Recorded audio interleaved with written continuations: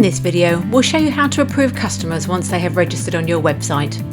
First, make sure you are logged in as an administrator.